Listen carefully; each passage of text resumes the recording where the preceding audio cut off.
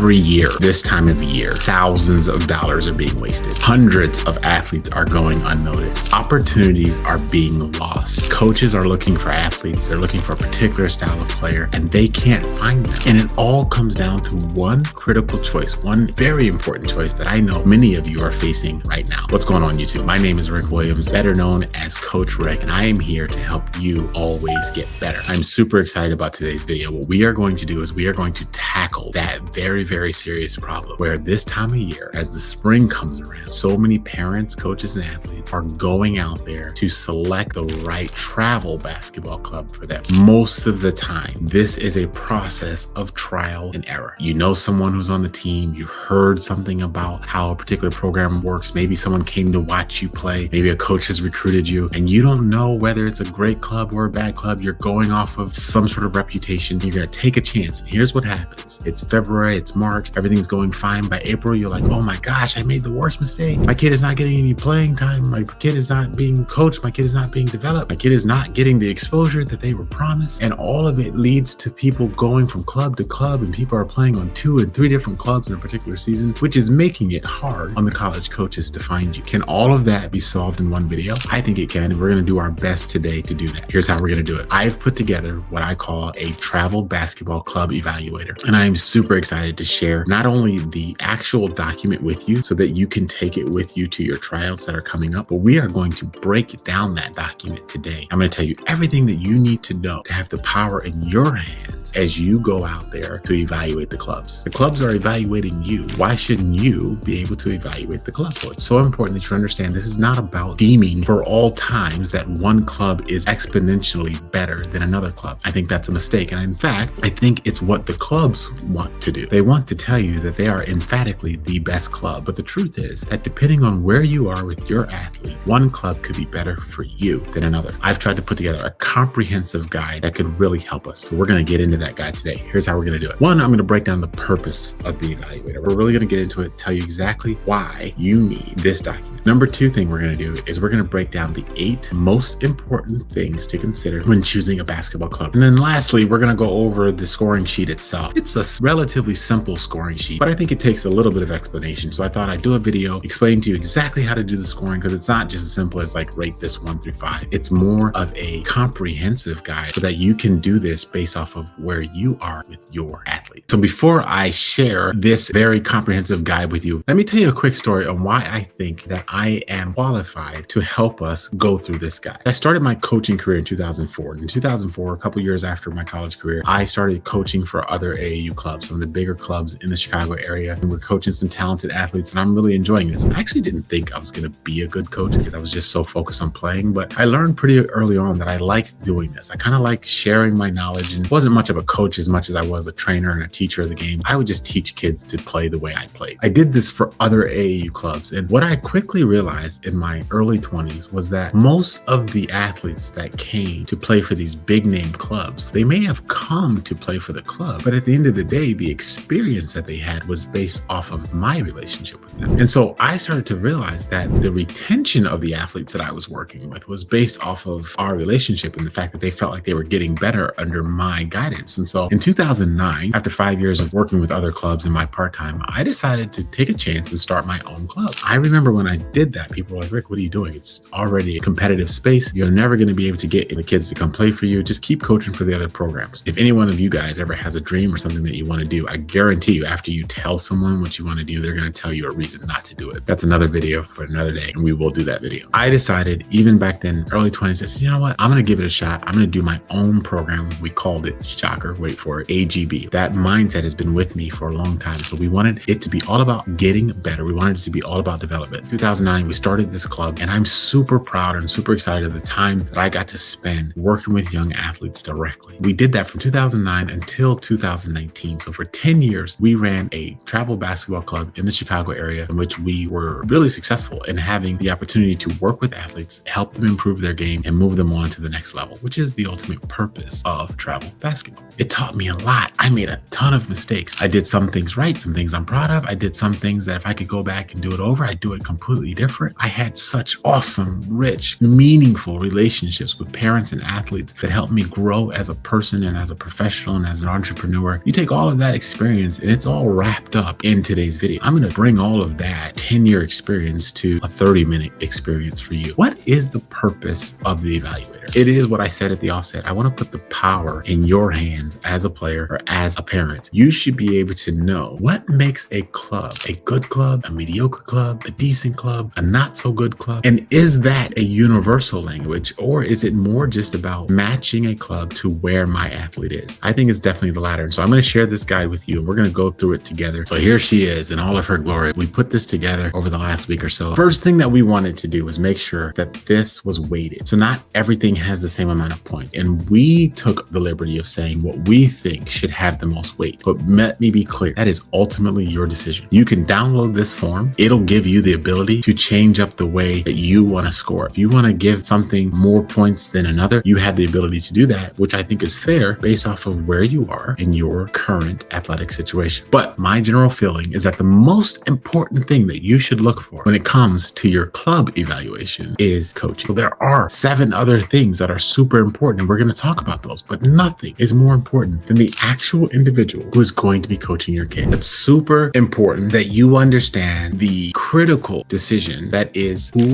is coaching my athlete? Yes, it is cool to play for a club that has a great reputation. Yes, it is cool to play for a club that has pretty good proximity to your home. There are lots of other reasons to pick a club, but nothing is more important than who is the individual who's going to be coaching my kid, because that is going to be the heart of your experience. You've got 2 games on a Saturday and 2 games on a Sunday. That right there is 4 hours. And you got the 2 practices during the week. That's another up to 6 hours that you're going to be spending per week with this individual. They're going to be controlling the playing time. They're going to be giving you the advice. They're going to be the one getting into the mix with you and showing you what it is that you need to do to become a better basketball player. Pick your club based off of who's going to be your coach. Here's a couple of things you want to keep in mind. Have they coached high school or college before? Now, I know there's just some kind of like weird civil war going on between high school coaches and club coaches. Ultimately, that is only happening for the ones who haven't done both. Oftentimes, you'll see it's becoming much more popular where people who are working during the winter in high school or college and then working during the spring and summer for these clubs. I think that's the perfect situation. I understand that there are excellent coaches out there who only coach in the spring and summer. They don't work for high school. But generally speaking, you want to look for someone who's been hired before by someone. The USA Gold certification, huge. A few years ago, the same USA basketball that you know, like the Dream Team, the Redeem Team, that whole crew, they got together and said, you know, there's really no overarching governing body looking over travel basketball. So they put together an entire comprehensive sort of certification program. Anybody who's going to be playing at a high level this spring and summer is going to have to go through that certification. You can't even coach anymore at certified or sanctioned events without that certification. What'll happen is some clubs will just go, hey, everybody in my club has to do this certification. That's what you're looking for. If a director has made that standard across the board, that's a good club. Some will say, okay, only our elite coaches who are going to go to these events are going to do the certification. That's okay as well. If you're on one of those elite teams, that'll probably be baked in. But if you're not on one of those teams, I want you to be empowered to ask the director, hey, is my coach going to be gold certified? Are they going to go through the process of learning the things that all the other elite coaches are learning when it comes to emotional intelligence, skill development, and how to run a good practice? Hold your directors accountable to that, and you're looking for that gold certification. This one's controversial. No one likes this one. Well, I shouldn't say that. Some people love this one, but some people think that it's okay. But the truth is, you want to look for a club that does not allow parents to coach their own kids. I know how expensive this is. And I know as a parent, if you're a dad or a mom and you have said, you know what, I'm going to volunteer my time and expertise to coach in this program so that 1, it's more cost effective for me. You don't have to pay me, just let my kid play. Or 2, you just have a love for the game and you want to be around it. I understand that. But as a father, I can tell you, even with all the experience I have coaching, I love my kid more than the other ones. I am willing to admit that. Scientifically, it's just a really difficult thing to ask a parent to view their child objectively. It means that as club directors, we have to do the work of finding enough coaches to coach our teams. Now, if you have a parent who wants to work with you, let them work with you. Just put them on a different team than the one that their kid is on. The exceptions to those rules exist, and shout out to those parents who have mastered that skill of saying, my kid is going to get treated the same as everyone else no matter what. Again, looking for coaches who have been hired before. You're looking for coaches that embrace the USA Gold certification process, and you are looking for coaches who are not blood related to the people that they are coaching. All right, number 2, you are going to want a club that focuses on development. In fact, I would put it neck and neck with coaching, because you're looking for a coach who's big on development. If you find a coach that knows the game, loves the game, and wants to teach you everything that they know about the game so that you become a better player, that's where you want to play. Contrary to popular belief, winning and losing in the spring and summer as an athlete is overrated. The true benefactors of winning and losing in spring and summer are the clubs themselves. If you're a club owner, I understand why you're incentivized to win. It helps you with your reputation. It helps you with recruitment. It helps you win the community battle and the conversation. Not to mention the weekends are just more fun. I get it. But as a college athletic director, I cannot look you guys in the eye and tell you that any college coach that I know cares who wins between Club A and Club B. They don't care. When a college coach comes to watch a kid play, they care about time and score. They want to know that you care about winning. They want to know that you're willing to do the things that winners do, but they don't actually care who wins that game. Putting an emphasis on winning as an athlete in the spring and summer is just nonsensical. It goes against what we're trying to build in a growth mindset. So I want you guys to look for a team that has these components, all right? At least 50% of their practice time should be based on skill development. If all they want to do is run sets, they've got a playbook that's this thick and they want you to remember all these concepts and do things in their system, their way all the time, that's not necessarily the most conducive environment. You want someone who's got a relatively light system that allows you an opportunity to play and to make reads and to just develop your game. If they have additional skill training available, that's great. And most clubs do nowadays. Skill training is such a huge part of the basketball experience now. Most clubs have figured that out and they've kind of baked it into their experience in the spring and summer. So you may have like a Monday, Wednesday practice and then a Thursday skill session that you can go to, or a Sunday night skill session that you can go to. Or maybe they've got a connection with some skill trainers in the area. You can pay an extra $1 to get some extra training on the side. Those types of programs are putting an emphasis on development, and I want you to give them some strong marks when you go to evaluate them. All right, here's another one that's controversial. A lot of clubs don't believe this, and maybe you as parents don't believe it either, but I believe that in the spring or summer, everybody should play. Now, I'm not saying everyone should play evenly. This is not Park District basketball. This is high-level basketball where the serious are here. For the non-committed, the Fortnite players, the Call of Duty players, the cell phone scrollers, this is not fair. For you guys to come to the very serious basketball culture and demand even playing time is not fair. It's not the way the world works, so stop it. For all of us who are paying the money, paying the time, invested, we deserve to play. And if the young athlete is not skilled enough to get minutes from you, listen to me, club director, don't take their check. Put them in the game. Let them play. Let them go out there, make some mistakes, bring them to the side, get in their ear and coach them. Shower them with some encouragement and tell them that you have their back, but let them play. What we used to say is every athlete gets to impact every half. So you get in for 5 minutes in the first half. If you play terribly, play better. You have to own some of this process, right? You can't go out there and just play lazy and not help and not make any shots and not make any good passes, not remember the sets and not play any defense and then call unfair when you're not playing. That's not the way this works. But you should have an opportunity to impact every half. So look for those teams that talk about that in their team meetings. Maybe they have something on their website telling you everybody plays. We don't give out DNPs, which stands for did not play coach's decision. That is development. Number 3, team roster. This is important. Playing time is everything. Follow the minutes. Wherever the minutes are is where you should be. If you are a really good basketball player who could go to any club in your area, then you don't have to worry. They're all calling you. They all want you to come on and you should start on any one of those clubs. You choose other things to pick which club you want to go to. But if you're a kid who's struggling to get playing time at your high school, there is a high probability you're going to struggle to get playing time in the club world. Traditionally speaking, most of the time for the high level clubs, they are much more competitive environments than your local high school. For those of you who have dominated your local high school, you need to understand just because you dominated your local high school doesn't mean you're going to dominate the club environment. They're two different environments altogether. So I want you, no matter which place you're in rotation, if you're in the top 6 to 7 rotation, you don't have to start, but if you got to be in that top 7 is the sweet spot. And then you know you're going to get a chance to go out there and play and get better. Some of you guys have done the math and you're like, well, we need 10 people on the team, maybe 8 to 10 people. And if everybody goes for the top 7, then how do we fill these rosters? Well, here's what we're going to do. Player 8 through 10, that's where you take on that kid who isn't committed. The non-committed people can fill rosters 8 through 10 and get a few minutes per half. But I don't think it's fair to bring in a serious basketball player who wants to play at the next level, is extra committed to getting better, and to not put them in the game. All right, so coaches, play everybody. Athletes, look for teams that you know you're going to play on. That's important. The style of play is important. I just had a conversation recently with an athlete who is an outstanding defender. The way he defends, though, is up the lane. He likes to get in people's face and pressure them and deny them the ball, and he's excellent at it. Problem is, the team that he plays for plays a gap defense. They like to pack everything in, get thumbs up in the passing lanes, and let the man catch it and then put pressure on the ball. His style of play doesn't necessarily match the club style of play. Neither person's wrong. You guys know there's more than one way to skin a cat or defend an offensive player. So find the club that matches your play style. Are the players that you're playing with able to compete where they're going? This is when you have to look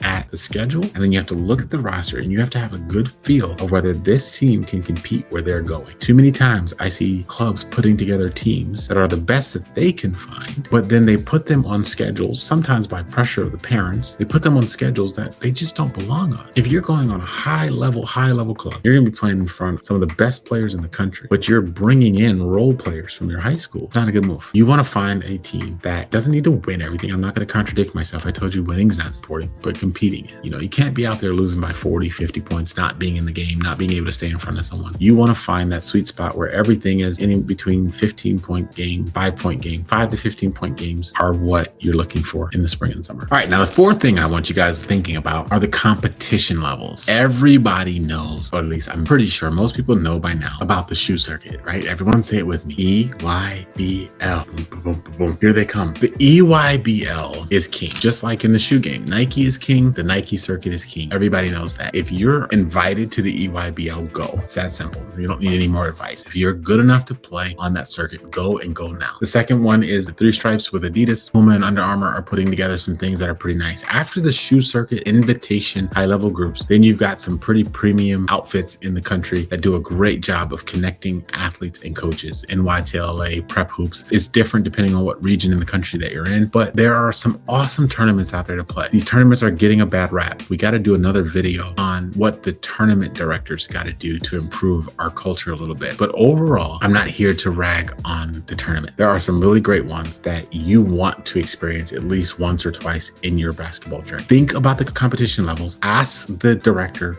to be honest with you about where are we going. But here's what I'm asking you guys to do. Don't bite off more than you can chew. We did a video recently where we talked about what to do when the coach plays favorites. And in that video, we mentioned the fact that the bottom line is that status is overrated. So we'll put a link to that video up here or down there or somewhere. But what you need is the right competition level for your athlete. How do you gauge that? If your athlete is a starter and an all-conference performer in the high school level, then you want to put them at the next level. You want to put him in a situation where he's playing with other starters and all-conference players in the spring and summer. But for some reason, people who don't play at their local schools, or they get role player type minutes at their high school, are looking for starter minutes on EYBL circuits in the summer. It doesn't work that way. Sure, there's some truth to style of play. I've seen it where kid's got a really dynamic game, right? He can really get after it one-on-one, but his high school coach kind of like limits his ability, and his spring and summer coach kind of frees him up. And so he has more success in the spring and summer than he does, winter and fall. I've seen that. But overall, most athletes who are dominant in the winter continue to be, are able to compete in the spring and summer. And if you are a role player in the winter and fall, then you need to find a team that's at your level. And it's okay if you stay local. In fact, back to the opening that we talked about when we talk about saving thousands of dollars, that's one way to save the money. Stay home. That's my advice to you. If you look at the spring and summer for what it is, which is an opportunity to get better, there are many athletes out there who are capable of getting better at home. So while I do want you to look for those teams that are traveling and going all around the country, I only want you to do that if you have already dominated your local scene. Shout out to the AGB girls that we coached in 2013, 14, 15 era. Just a phenomenal group of athletes that we put together who basically demanded that we travel nationally, because every time we went to a local tournament, they beat everybody by 20, 30 points. It wasn't fair. I had people coming up to me all the time asking me to check birth certificates for girls, 7th grade, 8th grade basketball, because we were just extremely talented and they got along and they moved the ball and it was great. So what did we do? We put together a national schedule. We had dominated locally. What was the point of going back to the local gym? gyms. I was doing them a disservice. That's not how they were getting better. So we moved up because we deserved it. Nowadays, people are moving up because they just don't want to be left behind. And that is not the club you want to go to. Go to the club that's going to help you get better. Number 5, what is their recruitment help level? How do you determine whether or not someone's actually going to play a role in helping you connect with college coaches? After all, after the development, what's the end goal of all of this? Why are you paying thousands of dollars and going to Kentucky and going to Indiana and renting the hotels? It's so that the end of this is a college scholarship. You want a college coach to see your kid play and say, hey, you know, all those thousands of dollars that you spent for travel ball, well, we're going to give it back to you in a scholarship. That's the big idea. That's what we're doing. You want to find out now, before you sign up, before you pay to play for this club, have they done this before? Have they placed anyone before? We gave this a 10 points on our scale because it's important. Now, it's not everything, especially if you've said to yourself already, I do not want to play in college. It's not important to me. I want to have the best high school experience and I just want to develop in the spring and summer. Then you do not need to join a national club. That's, again, an opportunity to stay home, get a coach that's going to develop you, go out there, play the game, keep your rhythm going, get ready for the fall and winter. I love that approach. Nothing wrong with it. But for those of us who are hunting connections with college coaches, you want to check your club to see whether or not they have connections. Now, a lot of times alumni, if the coaching staff on the club played in college, that's huge, because if you played in college, it means that you still know college coaches, if only your own, but then your own coach knows other coaches. It's a small network. Each subculture in our country is ultimately a lot smaller than it looks. So if one person knows a college coach, then you know multiple college coaches, and that's important. The director is huge here. So when we talked about before, where we want you to make a decision based off of the coach, not the director, when it comes to college recruitment, oftentimes the director is the more important entity. All right. So you can play for a coach that is not connected with any colleges as long as the director is. A lot of times, and this is one of the mistakes that I made. I don't know if it was a mistake, but I know that it had its pros and cons, which is that I was never giving up coaching. Everyone would come to me and be like, hey, Rick, AGB would run so much smoother if you would just focus on the organization and directing the club and hire more coaches. And I was like, yeah, no, I love to coach. Directing is something I do to get to coach. So that was me. But there are other people who are running awesome clubs because they spend all their time directing it and organizing it and being connected to college coaches and making sure that players are getting the looks that they deserve. I want you to give those clubs a ton of credit when you're evaluating. If they don't have that, then I want you to hold them to being honest about it. It's not the end of the world depending on where you want to be, but make sure that they're honest with you. The recruiting services that are out there are important. Do they have partnerships with the recruiting services? A lot of people are putting field level and NCSA and other different services right into their experience. So you could pay, X for the club fee, but you could play X plus a little bit more and get a discounted membership to the recruiting services. There's nothing wrong with that. If you see that, go ahead and give that an extra bit of points on your scoring scale. For number 6, we have to tackle it. Money makes the world go round. I have a t-shirt idea that I'm going to put out there that now that I put it out there, I'm sure someone's going to take it. Maybe we got to beat you to it, but the t-shirt is going to be very simple. It's going to say business plus sports equals BS. Just think about it. When you add the process of business, everything we know about business is you make money, you sell a product. As a consumer, if you buy that product, you're not happy with that product, you return that product. The customer is always right. That's business, right? In sports, it's never give up, teamwork, stay together, family on 6. It's a completely different feeling. But what we have forced ourselves to do with this club basketball is we have put the world of business and all that it entails with the world of sport and all that it entails, and that creates. And so I don't think I'm going to change that in one video. But what I do want to do is be honest about it and tell you where it stacks.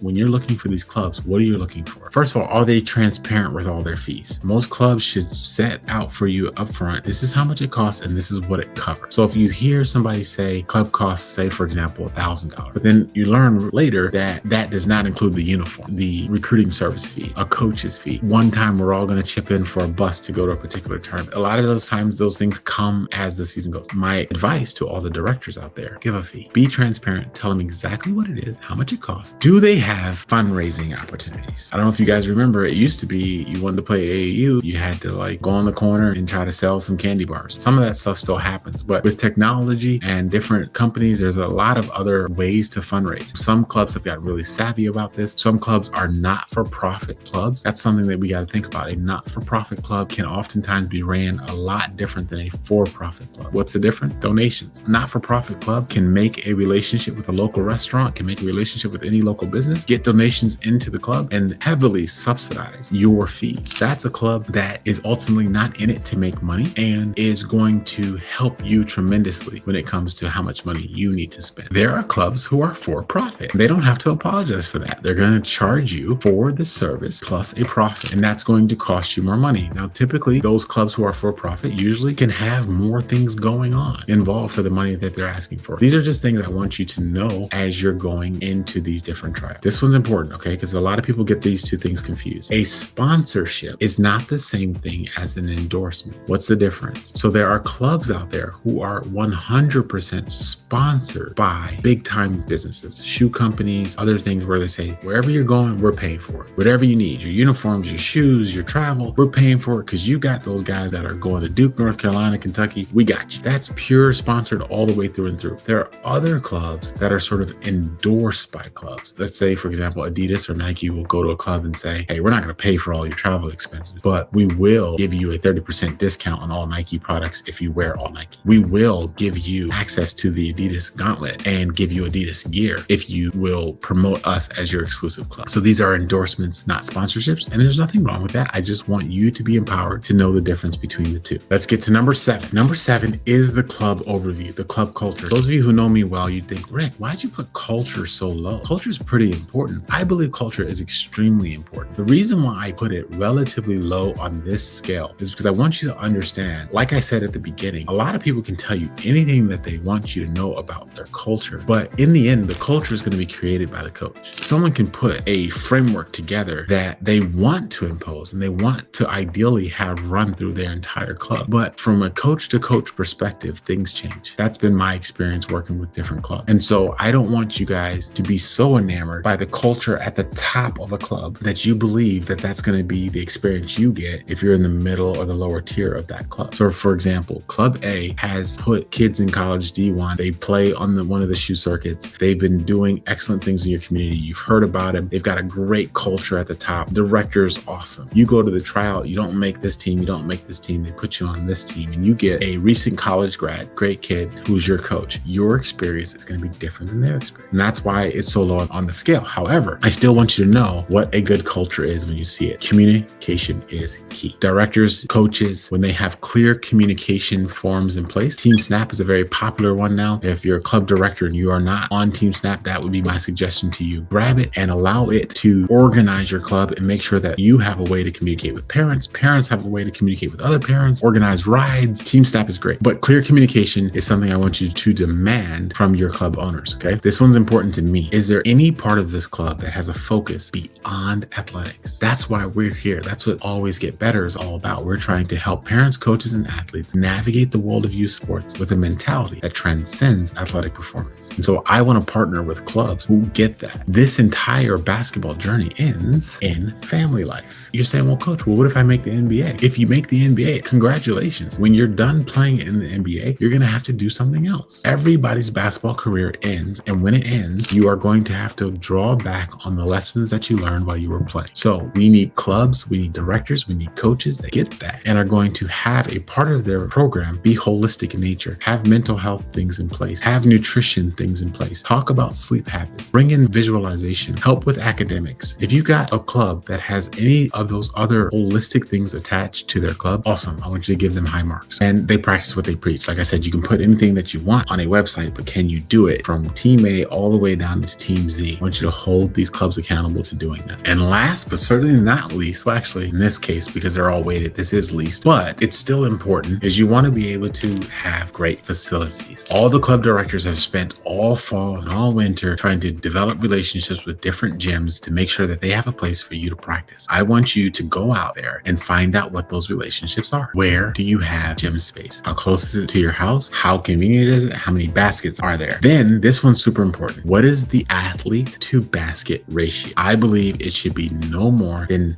10. Play a sport that's 5-on-5. If you have a team of 10, I believe that you should have at least 2 baskets to play on. If there is 2 teams of 10 in a gym, but only 2 baskets, that's not convenient. That's not conducive to getting better. If there are 4 teams in a gym, but there's only 3 baskets, that's not conducive to getting better. So I want you to find out how many teams are they going to put in one gym at one time to practice, because it's literally going to change the math around how many shots you're going to get up during the spring and the summer. Think about it. You're doing a drill. There's 10 people that need to go through that drill. You're going to get more shots than if there are 20 people that need to go through that drill. So club directors and coaches, please try to keep a low basket to athlete ratio. I get it. Gym space is hard to come by, but if you have mastered that, you found it, that's going to give you more points on this evaluator. Your commute time under 30 minutes, just because there's so much travel involved with the actual tournaments themselves. The tournaments are going to go wherever the tournaments are going to go. You could be playing an hour from home, 2 hours from home, a plane ride from home, a boat ride from home. Like, you could be playing anywhere. And so I believe that practice should be relatively close to home. Now, there's this new trend in travel basketball where teams aren't even practicing anymore. Well, what's the pro and con of not practicing? Here's what's happening. If I don't have practices, then one, I don't have to build these great relationships with these gyms and pay out a bunch of money for gym space. That's number one. Number two is it expands the proximity from which I can recruit. So I can get a player playing from 2 hours away and a player playing from another state altogether on one team, because we're just going to meet at the tournaments and kick everybody's butt. That's a trend that's going on, but that is not an AGB verified trend, because that trend is based off of winning games. That trend is based off of getting the maximum exposure. What we want you to do is go after coaching and develop. It's so crucial during these months to get better at the greatest game in the world. So try to find a team that's practicing 2 times a week. Is pretty standard. 3 times a week is outstanding. If they're practicing more than 3 times a week and they score decent on the rest of these things, please go to that club. I'm not sure if you guys are familiar with this, but Adam Silver, the commissioner of the NBA, is rightfully on a mission to target some of this stuff